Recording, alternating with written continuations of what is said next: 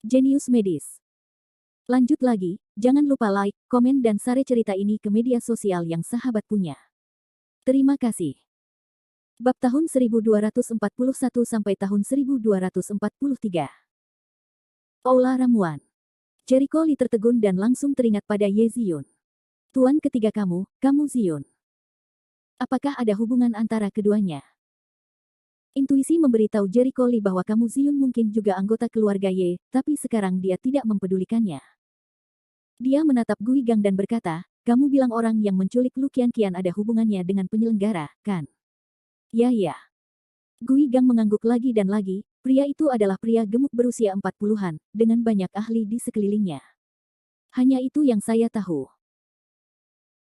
Tolong bantu kami sebelumnya. Ketika dia baru saja menaiki Mozi, Gui Gang sangat sombong, dan merasa bahwa jati dirinya juga bagus, apalagi mengikuti Sang Ren dan Niu Sen yang membuatnya melayang ke angkasa. Namun, baru beberapa menit yang lalu, ketika Niu Sen dipukul hingga jatuh ke tanah seperti anjing mati, akhirnya ia menyadari bahwa ada seseorang di luar dan ada hari di luar. Setelah Lu Qianqian dan Gu Lingling dibawa pergi, Gui Gang panik dan ingin datang ke Long Wanyu dan Long Changgeng untuk meminta bantuan. Dia bahkan tidak punya waktu untuk melihat apakah Niu Sen dan Sang Ren masih hidup atau mati. Dia merasa bahwa keluarga naga terkenal di Sichuan Selatan, dan bahkan jika tuan rumah Mozi cukup besar, mereka seharusnya bisa angkat bicara. Jericho Lee bersenandung dingin. Dan tatapan dingin pada pria itu. Sebelumnya, ketika dia melihat Gui Gang dan yang lainnya untuk pertama kalinya, dia mengira pria ini adalah seorang pesolek yang tidak bisa menempelkan lumpur di dinding, tapi sekarang penilaiannya benar sekali. Di tempat seperti Mozi, saya berani membuat onar di mana-mana. Tahukah kamu kalau Mozi sangat berbahaya di malam hari? Anda sebaiknya tetap di kamar dan tidur. Aku berlarian, dan aku hanya mencari masalah. Leher Gui Gang menciut. Saya tidak tahu kenapa. Dia menemukan bahwa bocah jelek ini benar-benar berbeda dari saat dia bertemu sebelumnya, yang memberinya tekanan yang sangat kuat. Li Sao. Long Changgeng menoleh untuk melihat Jericho Lee. Dia merasa Lu Qianqian terlibat dalam masalah ini, dan Jericho Lee pasti akan turun tangan. Benar saja, Jericho Lee berkata dengan dingin, apakah kamu tahu kemana orang-orang pergi? Tahu. Gui Gang menciutkan lehernya dan mengangguk. Memimpin. Jericho Lee bersenandung dingin. Ya. Long Wanyu khawatir, saudara Lee, apakah boleh membunuhnya seperti ini? Tidak akan ada masalah. Jericho Lee menggelengkan kepalanya, kali ini aku akan pergi sendiri. Kamu tidak perlu mengikutiku. Jika kamu pergi ke terlalu banyak orang, itu akan menarik perhatian orang lain. Apakah kamu pergi sendiri? Long Wanyu tertegun, bisakah kamu mengatasinya? Jangan khawatir. Aku yakin. Jericho Lee memberinya senyuman yang stabil, kembali ke Gui Gang dan bersenandung dengan dingin, memimpin jalan. Cepatlah, ya. Gui Gang tidak dapat mempercayainya. Pria yang sedang tersenyum kepada orang lain pada saat itu sebelum melemparkan wajah dingin ke arahnya pada detik berikutnya. Tiba-tiba, Jericho Lee tidak memiliki persiapan, tetapi situasinya mendesak. Dia harus memikirkan bagaimana menyelesaikannya sambil berjalan. Tidak ada yang lain, Lu dangkal dia pasti akan menyelamatkan, jika dia berdiri, tidak ada jalan kembali dan akun Lu Junyi. Saudara Lee, apakah kamu benar-benar ingin pergi ke sana sendirian? Pemiliknya lah yang menangkap Nona Lu. Ini ada hubungannya dengan Tuan Ye. Jika kamu pergi sendiri, aku khawatir kamu tidak bisa. Dalam perjalanan, Gui Gang ragu-ragu untuk mengingatkan. Sejujurnya, di dalam hati Gui Gang, dia sama sekali membenci Jericho Lee. Menurutnya penampilan Jericho Lee di Mozi seperti cahaya keluarga naga. Jika bukan karena identitas Long Wanyu dan Long Changgeng, dia tidak akan repot-repot tunduk pada Jericho Lee. Namun, atas idenya yang benar, Jericho Lee langsung menuangkan baskom berisi air dingin, jangan panggil aku saudara, kamu tidak memiliki kualifikasi itu. Gui Gang tersedak setengah mati. Wajahnya menjadi agak jelek dan dia sangat marah. Aku memanggilmu saudara Lee. Itu untuk memberimu wajah, tapi itu tidak tahu malu. Tapi saat ini, Gui Gang tidak punya keberanian untuk marah, jadi dia mengangguk dan berkata sambil tersenyum, ya. Saya akan menghubungi Anda kembali ketika semuanya sudah beres. Jangan mengandalkan diri sendiri untuk mengenal Nona Long, perlakukan diri Anda seperti akar bawang. Bahkan jika Jericho Lee tahu apa yang dipikirkan Gui Gang, dia tidak akan menganggapnya serius. Mereka akhirnya sampai di ruang klub kelas atas di area hiburan Mozi. Sebagai kapal pesiar papan atas, ruang hiburannya juga sangat mewah. Konsumsi satu malam minimal 100.000. Saat ini, suasana di kamar pribadi cukup aneh. Di sofa di kamar pribadi, ada seorang pria paruh baya berusia 40-an. Dia sedang menatap perut buncit yang besar. Dia penuh dengan usus dan otak. Dia adalah seorang pria berjas dan bersepatu. Dia penuh dengan bau pemula. Kini, dengan segelas latte di tangannya, dia mencicipinya dengan hati-hati. Dari waktu ke waktu, dia memandangi dua wanita di sofa di sebelahnya dengan tatapan yang sangat sembrono. Brengsek. Lepaskan aku. Lepaskan aku. Kedua wanita itu secara alami adalah Lu Qianqian dan Gu Lingling. Mereka diculik di sini. Tidak peduli betapa bodohnya mereka tahu apa yang akan mereka lakukan. Mereka berjuang mati-matian, namun tangan mereka ditekan oleh beberapa pengawal, dan mereka tidak bisa bergerak. Kedua wanita itu hanya bisa berteriak dan meronta. Terlalu berisik. Pria paruh baya itu sedikit mengernyit. Dia tampak sedikit tidak puas dengan kebisingan kedua wanita itu. Dia melambaikan tangannya dan seorang pengawal mendatanginya. Dia menjabat tangannya pada kedua wanita itu. Pak. Tamparan di wajahnya begitu jelas hingga kedua gadis itu kebingungan. Xiao Niangpi, apakah kamu tahu siapa aku? Pria paruh baya itu memandang sekeliling Lu Qianqian dengan rakus dan berkata sambil tersenyum, kedua anjing mati di tanah itu berani melawanku. Aku bosan. Lu Qianqian menoleh untuk melihat Niu Shen dan Sang Ren, yang terbaring di tanah dan dipukuli hingga babak belur. Tadi, di luar kamar pribadi, mereka dipukuli. Pria paruh baya itu masih marah, tapi dia menyeret mereka ke kamar pribadi untuk terus membersihkan. Cara pria paruh baya itu membuat jantung Lu Qianqian berdebar kencang. Meskipun dia memiliki latar belakang keluarga yang luar biasa sejak dia masih kecil, dia tahu betul bahwa latar belakang keluarga Lu tidak layak untuk disebutkan dibandingkan dengan pria paruh baya di depannya. Hai keluarga, ini adalah keberadaan yang sangat tua dan mengerikan di Sichuan Selatan. Hanya sedikit orang yang mengetahui keberadaan keluarga ini. Dia beruntung mengetahui keberadaan keluarga Ye dari ayahnya. Seruan dan rasa hormat ayahnya meninggalkan kesan mendalam pada dirinya. Dia tidak tahu seberapa kuat keluarga Ye, tapi jelas bukan itu yang bisa diprovokasi oleh keluarga Lu, jadi sejak awal dia menyerah untuk menghubungi keluarga tersebut untuk meminta bantuan. Dia takut dia akan mengalami bencana. Gu Lingling sangat ketakutan hingga dia terisak dengan suara pelan. Dia tidak berani menangis keras-keras karena takut membuat pria paruh baya di depannya kesal. Dia menyesal tidak datang ke Mozi, kalau tidak, dia tidak akan mendapat masalah besar. Dunia orang kaya itu bagus, tapi terlalu berbahaya. Dia tidak pernah berpikir bahwa suatu hari dia akan dengan mudah menyinggung perasaan pria besar itu dan membawa bencana. Bab 1242. Hei, lihat dirimu, apakah kamu begitu menakutkan? Pria paruh baya itu sangat bangga saat melihat ekspresi ketakutan Lu Qianqian. Di masa lalu, setiap orang yang menyinggung perasaannya akan menjadi bodoh ketika dia mengetahui identitasnya. Selama bertahun-tahun, dia bertindak sembarangan dengan identitasnya sendiri. Dia sudah lama bangga karena dia tidak tahu namanya. Aku. Wajah Lu Qianqian pucat dan tubuhnya gemetar. Bersenandung. Mata segitiga pria paruh baya itu menjauh darinya dan mendarat di tanah seperti anjing mati. Ada bekas warna tajam di matanya. Seorang pengawal yang berdiri di samping mereka ragu-ragu, bertanya-tanya, Tuan Si, orang-orang tidak bisa bangun lagi. Jika kamu bertarung lagi, orang-orang akan mati. Saya akan bertanggung jawab atas hilangnya nyawa. Tuan Si bersenandung dengan acuh tak acuh. Ya. Baiklah. Lihatlah kalian. Sepertinya kamu belum makan. Biarkan aku datang. Tuan Si berdiri dari sofa dan berkata kepada orang-orang di dekatnya, ambil pipa baja itu ke sana. Begitu kata-kata itu keluar, Niu Shen dan Sang Ren, yang merupakan anjing mati di tanah, tiba-tiba melompat dan teriaknya, Xie, selamatkan hidupmu. Selamatkan hidupku. Jangan berkelahi, pertarungan lagi akan membunuhmu. Ketika mereka melihat pipa baja di tangan Xie, tebalnya 5 atau 6 cm. Jika itu mengenai seseorang, dia harus terkelupas jika dia tidak mati. Melihat Tuan Batu datang ke arah mereka sangat ketakutan hingga hampir tidak pingsan. Mereka sangat ketakutan hingga hendak melarikan diri. Namun, begitu mereka hendak melarikan diri, beberapa pengawal menghentikan mereka. Beraninya kamu lari. Berani sekali.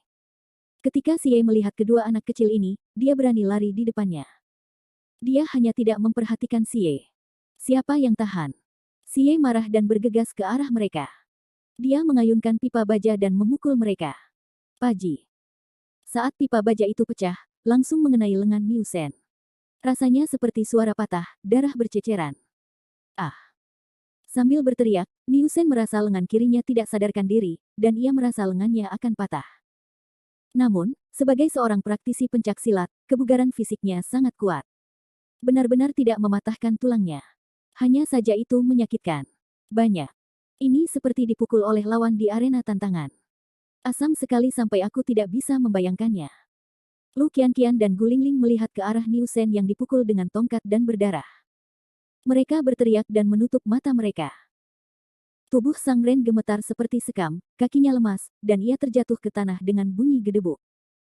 Zizi. Sebuah benda berwarna kuning dan putih keluar dari selangkangannya, dan bau tak sedap segera memenuhi udara. Sialan. Dasar brengsek, beraninya kamu buang air kecil di sini.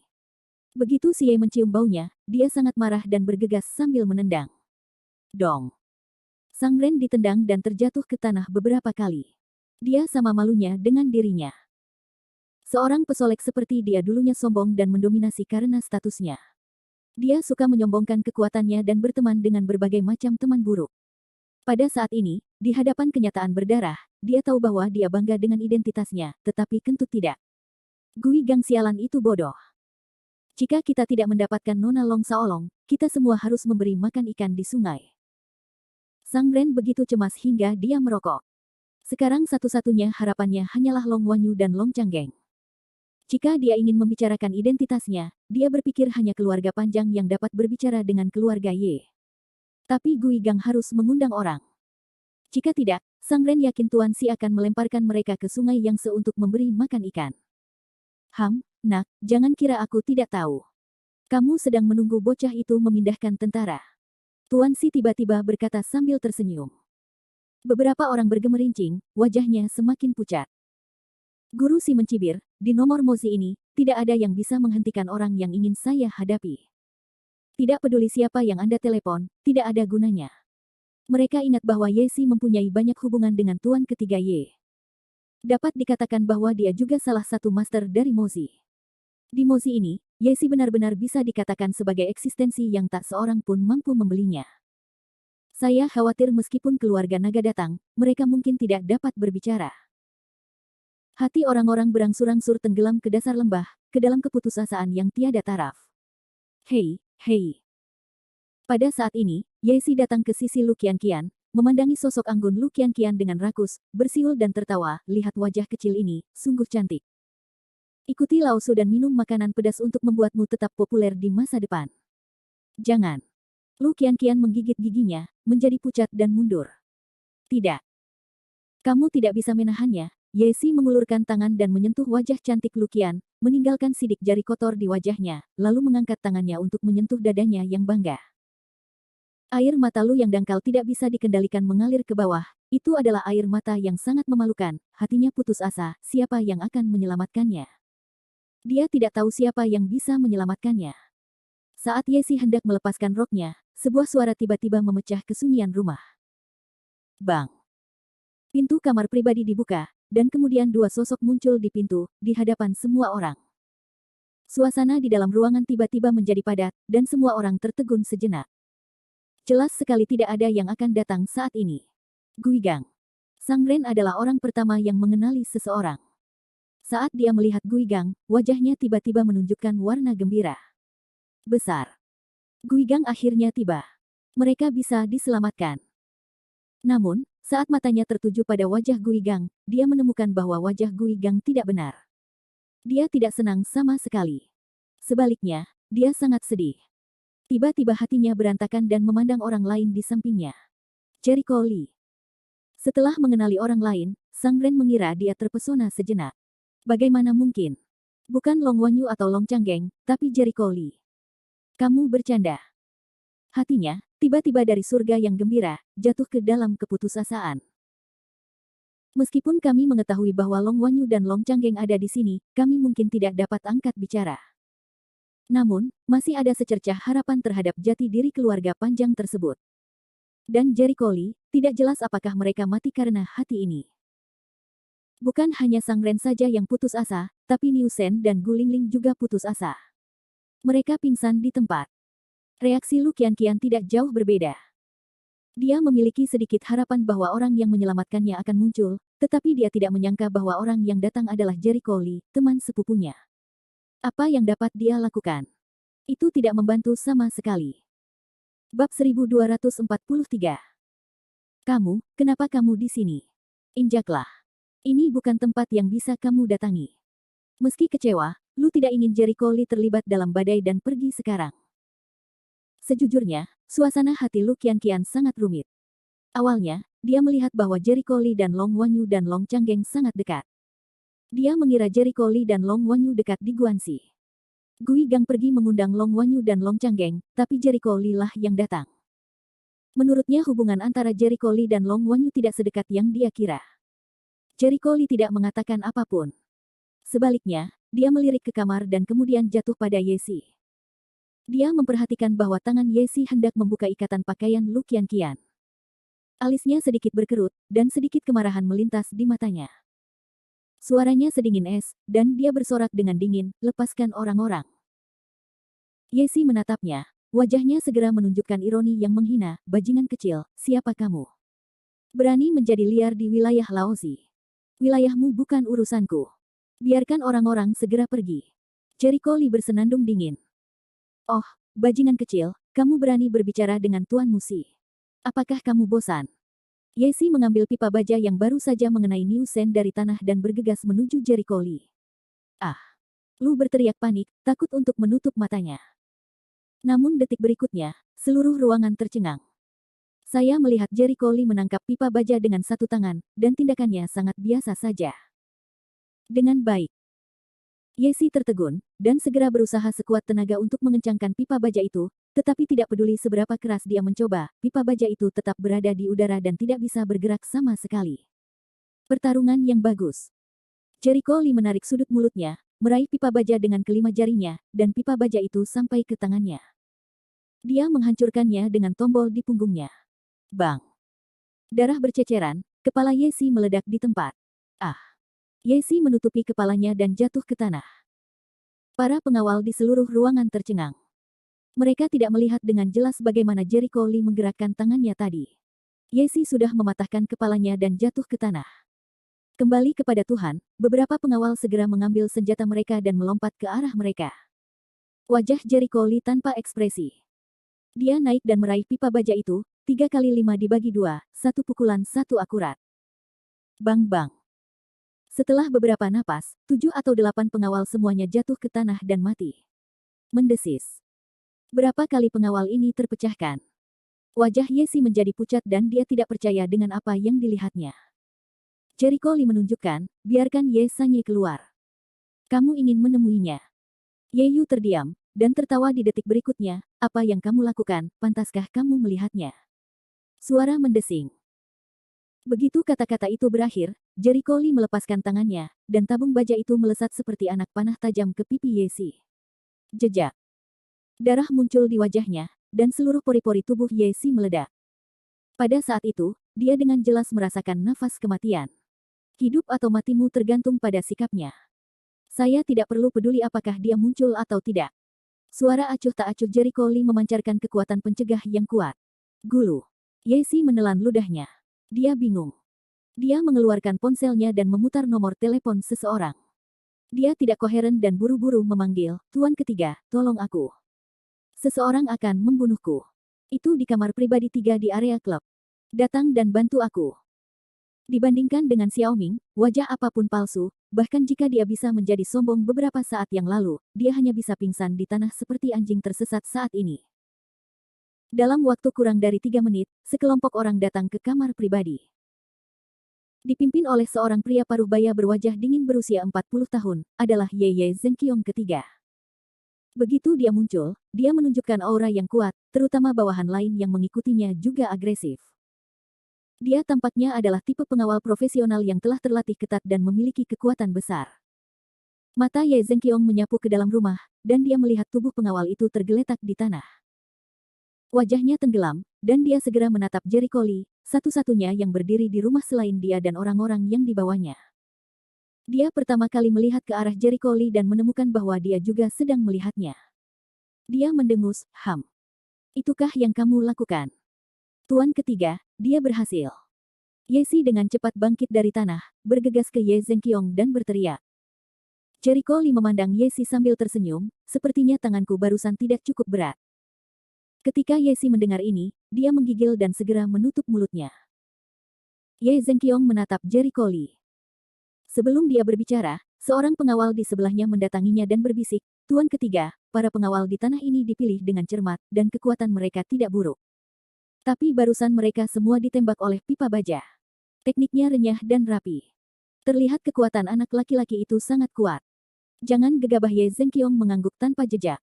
Matanya sedikit terpaku. Dia sedikit terkejut saat melihat ke arah Jericho Lee. Jelas sekali, apa maksudnya? Kata pengawal yang baru saja mengejutkannya. Di depannya, anak laki-laki berpenampilan biasa seperti itu dapat menyelesaikan begitu banyak pengawal dengan begitu mudah. Kekuatannya benar-benar mengejutkannya. Ye Zhenqiong memandang Jericho Lee dengan wajah tenang, siapa kamu? Pernahkah Anda memikirkan konsekuensi jika menggunakan nama Mozi saya secara liar? Li Jericho Lee memasang pandangan tidak setuju dan mencibir, Akulah yang tidak bisa kamu provokasi. Ekspresi semua orang di ruangan itu luar biasa. Sang Ren dan Liu Shen hampir tidak saling berteriak. Tahukah Anda apa yang harus dikatakan? Salah satu master tantang Mozi, tidak bisakah Anda tersinggung? Siapa kamu?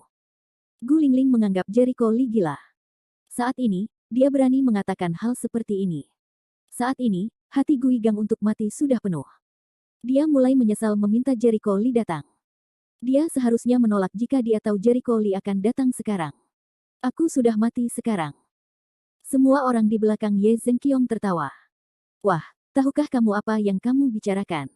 Tahukah kamu siapa kamu, San Ye? Menarik. Kalau dia masih muda dan sembrono, aku tidak tahu apa itu adalah Tuan ketiga, ini membuka mata hari ini. Jelas, tidak ada dari mereka yang mengira apa yang dikatakan Jericho Lee itu benar, dan mereka semua mengira Jericho Lee sedang berbicara besar. Tuan ketiga Ye adalah orang terkenal di jalan ini, terutama latar belakang keluarga Ye. Dia tidak bisa menarik orang, yang mana sangat jarang terjadi. Setidaknya anak laki-laki di depan kita tidak bisa menjadi salah satu dari orang-orang langka itu. Haha. Tuan ketiga, apakah anak ini gila? Beraninya kamu mengatakan kamu tidak bisa memprovokasi dia. Ipoh Yesi tertawa, dan nadanya penuh sarkasme. Meskipun dia diajar oleh Jericho Lee sebelumnya, dengan Ye Zhenqiong sebagai pendukungnya, dia tidak perlu takut.